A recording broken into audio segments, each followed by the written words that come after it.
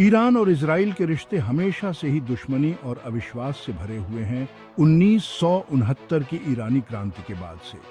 क्रांति से पहले दोनों देशों के बीच अपेक्षाकृत मधुर संबंध थे।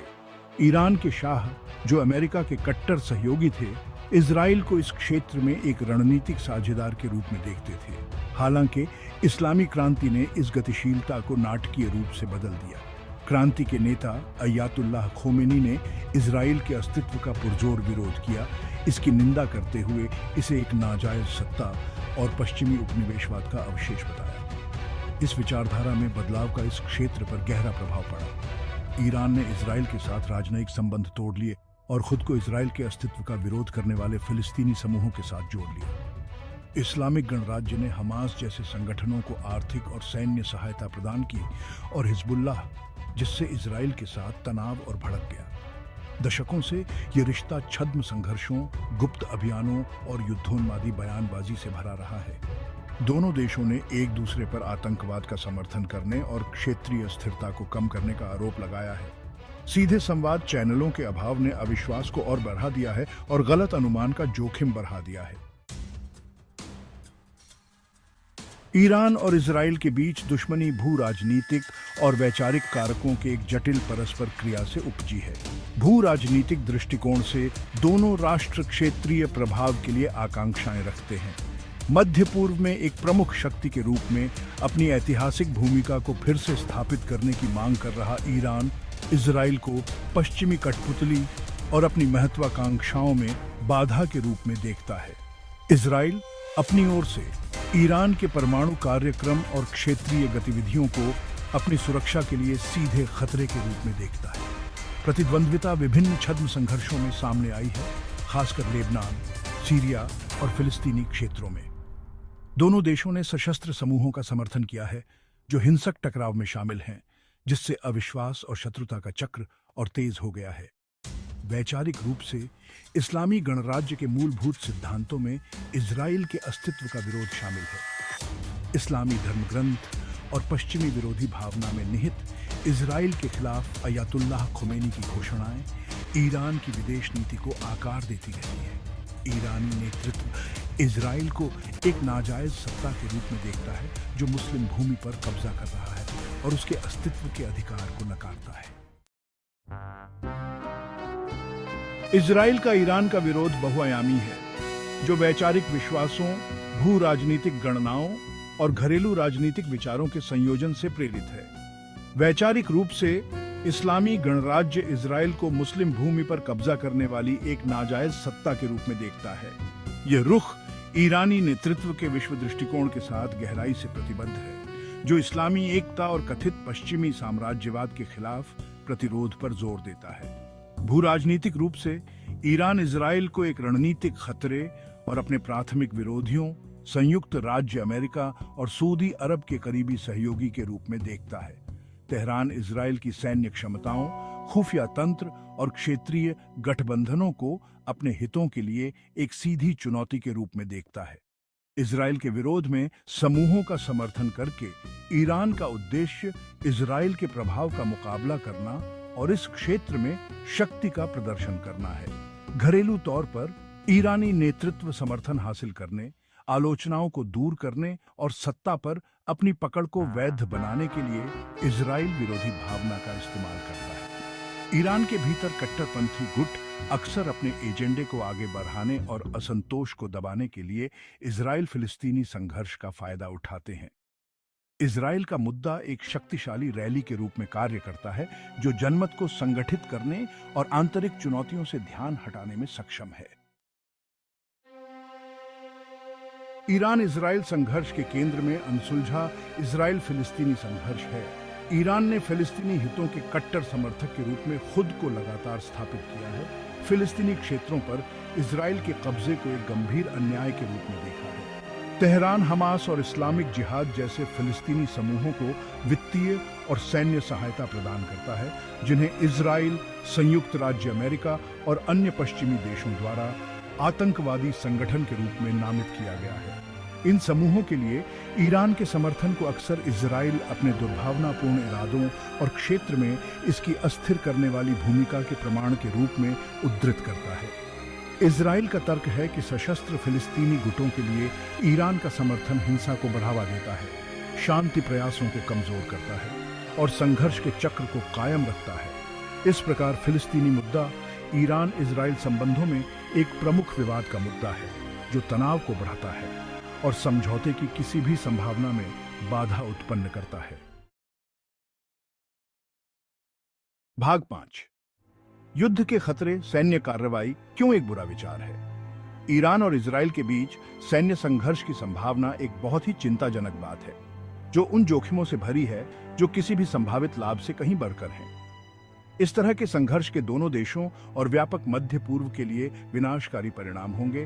अप्रत्याशित और संभावित रूप से विनाशकारी परिणामों के साथ एक आग भड़क उठेगी। युद्ध की मानवीय कीमत बहुत ज्यादा होगी।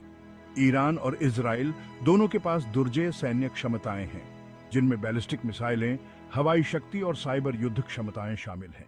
एक पूर्ण पैमाने पर संघर्ष के परिणाम स्वरूप बड़े पैमाने पर हताहत होंगे, व्यापक विनाश होगा और अभूतपूर्व अनुपात का मानवीय संकट पैदा होगा। आर्थिक दुष्परिणाम भी गंभीर होंगे। वैश्विक ऊर्जा बाजारों में व्यवधान, वित्तीय प्रणालियों को अस्थिर करना और इस क्षेत्र और उसके बाहर आर्थिक विकास में बाधा आएगी। इसके अलावा ईरान और इजराइल के बीच युद्ध में अन्य क्षेत्रीय कलाकारों को शामिल करने की संभावना है, जो एक व्यापक क्षेत्रीय संघर्ष में बदल जाएगा। लेबनान में हिजबुल्लाह, गाजा में हमास और ईरान समर्थित अन्य लड़ाकों की भागीदारी से संघर्ष का भौगोलिक दायरा बढ़ेगा। सीरिया, इराक और संभावित रूप से सऊदी अरब जैसे देश इसमें शामिल होंगे। ऐसा परिदृश्य विनाशकारी होगा, अराजकता और अस्थिरता की ताकतों को उजागर करेगा, जिन्हें नियंत्रित करना मुश्किल होगा। भाग 6। क्षेत्रीय विस्फोट, व्यापक युद्ध का जोखिम। मध्य पूर्व की परस्पर संबद्धता, गठबंधनों, प्रतिद्वंद्विता और सांप्रदायिक तनावों के अपने जटिल जाल के साथ इस क्षेत्र को विशेष रूप से संघर्ष के प्रभावों के प्रति अति संवेदनशील बनाती है। ईरान और इजराइल के बीच युद्ध उनकी सीमाओं तक ही सीमित नहीं रहेगा। यह एक क्षेत्रीय विस्फोट को प्रज्वलित करेगा, पड़ोसी देशों को अपनी चपेट में ले लेगा और वैश्विक शक्तियों को इसमें खींच लेगा। लेबनान में ईरान के छद्म हिजबुल्लाह के पास रॉकेट और मिसाइलों का एक दुर्जेय जखीरा है, जो इजरायली क्षेत्र के भीतर तक हमला करने में सक्षम है। ईरान पर इजराइल के हमले की स्थिति में हिजबुल्लाह संभवतः जवाबी हमले शुरू करेगा, जिससे इजराइल और लेबनान के बीच व्यापक संघर्ष शुरू हो जाएगा। गजा पट्टी को नियंत्रित करने वाला फिलिस्तीनी इस्लामी समूह हमास भी संभवतः इजराइल में रॉकेट दागकर और हिंसा को बढ़ाकर संघर्ष में शामिल हो जाएगा। सीरियाई गृहयुद्ध, जो पहले से ही एक जटिल और क्रूर संघर्ष है, और भी अस्थिर हो जाएगा। ईरान का रिवॉल्यूशनरी गार्ड कॉर्प्स और उसके सहयोगी लड़ाके सीरियाई शासन का समर्थन करने में भारी रूप से शामिल हैं। ईरान पर इजराइल के हमले से सीरिया के भीतर ईरानी जवाबी कार्रवाई हो सकती है।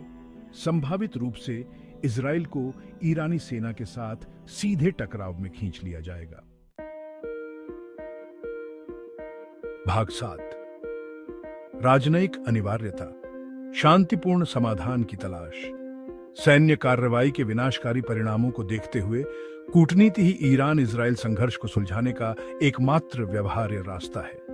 जबकि दोनों देशों के बीच गहरा अविश्वास और दुश्मनी बनी रहती है, गलत अनुमानों को रोकने, तनाव का प्रबंधन करने और शांतिपूर्ण सह अस्तित्व के रास्ते तलाशने के लिए संवाद और जुड़ाव आवश्यक है। संयुक्त राष्ट्र जैसे अंतर्राष्ट्रीय संगठनों की बातचीत को सुविधाजनक बनाने और विवादों में मध्यस्थता करने में महत्वपूर्ण भूमिका है। संयुक्त राष्ट्र सुरक्षा परिषद अपनी सीमाओं के बावजूद कूटनीति और संघर्ष समाधान के लिए एक मंच प्रदान कर सकती है।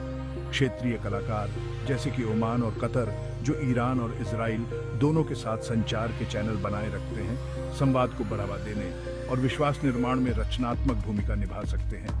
ट्रैक्टाबी कूटनीति, जिसमें पूर्व अधिकारी, शिक्षाविद और नागरिक समाज के नेता शामिल हैं, विभाजनों को पाटने और आधिकारिक बातचीत के अनुकूल माहौल बनाने में भी मदद कर सकते हैं। संचार के ऐसे अनौपचारिक चैनल संवेदनशील मुद्दों पर बातचीत को सुविधाजनक बना सकते हैं, साझा हित के क्षेत्रों का पता लगा सकते हैं और दोनों पक्षों के व्यक्तियों के बीच संबंध बना सकते हैं। भाग 8 शांति का मार्ग, संवाद, कूटनीति और समझौता। ईरान और इजराइल के बीच स्था लास्टिंग किसी भी सफल शांति प्रक्रिया के लिए संवाद, कूटनीति और समझौता करने की इच्छा आवश्यक घटक है। सबसे पहले और सबसे महत्वपूर्ण, दोनों पक्षों को शांतिपूर्ण तरीकों से अपने मतभेदों को सुलझाने के लिए प्रतिबद्ध होना चाहिए। इसके लिए बल प्रयोग को त्यागने, उत्तेजक कार्रवाइयों से बचना और सद्भावना से बातचीत में शामिल होना जरूरी है। विश्वास निर्माण के उपाय जैसे कि कैदियों का आदान प्रदान, मानवीय संकेत और साझा हित के मुद्दों पर सहयोग, तनाव को कम करने और बातचीत के लिए अधिक अनुकूल वातावरण बनाने में मदद कर सकते हैं। ईरान के परमाणु कार्यक्रम को संबोधित करना एक महत्वपूर्ण मुद्दा बना हुआ है। संयुक्त व्यापक कार्य योजना 25 में ईरान और विश्व शक्तियों के बीच हुए परमाणु समझौते ने कूटनीति के जरिए परमाणु संकट को सुलझाने का मार्ग प्रशस्त किया। जबकि संयुक्त राज्य अमेरिका 18 में JCPOA से हट गया था, इस समझौते को पुनर्जीवित करना या सभी पक्षों की चिंताओं का समाधान करने वाले एक नए समझौते पर बातचीत करना सर्वोच्च प्राथमिकता होनी चाहिए। भाग 9 शांति के लाभ, एक अधिक सुरक्षित और समृद्ध भविष्य। ईरान और इजराइल के बीच शांति दोनों देशों और व्यापक क्षेत्र के लिए महत्वपूर्ण लाभ लाएगी। यह सुरक्षा को बढ़ाएगा, आर्थिक समृद्धि को बढ़ावा देगा और साझा चुनौतियों पर अधिक सहयोग को बढ़ावा देगा। एक शांतिपूर्ण मध्य पूर्व एक अधिक स्थिर और अनुमानित क्षेत्र होगा, जो निवेश को आकर्षित करेगा, पर्यटन को बढ़ावा देगा और लाखों लोगों के जीवन में सुधार करेगा। इजराइल के लिए ईरान के साथ शांति एक बड़े सुरक्षा खतरे को दूर करेगी, जिससे वह अन्य दबाव वाले मुद्दों जैसे कि इजराइल फिलिस्तीनी संघर्ष और आर्थिक विकास पर ध्यान केंद्रित कर सकेगा। यह इजराइल के अंतर्राष्ट्रीय अलगाव को भी कम करेगा, अरब और मुस्लिम बहुल देशों के साथ उसके संबंधों में सुधार करेगा और दुनिया में उसके कद को बढ़ाएगा।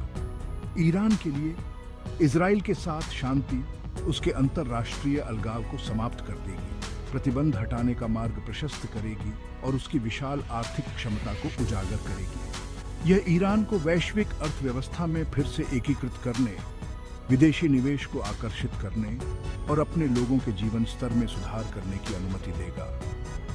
एक शांतिपूर्ण ईरान विश्व मंच पर एक अधिक जिम्मेदार और रचनात्मक अभिनेता होगा, जो क्षेत्रीय स्थिरता और वैश्विक सुरक्षा में योगदान देगा।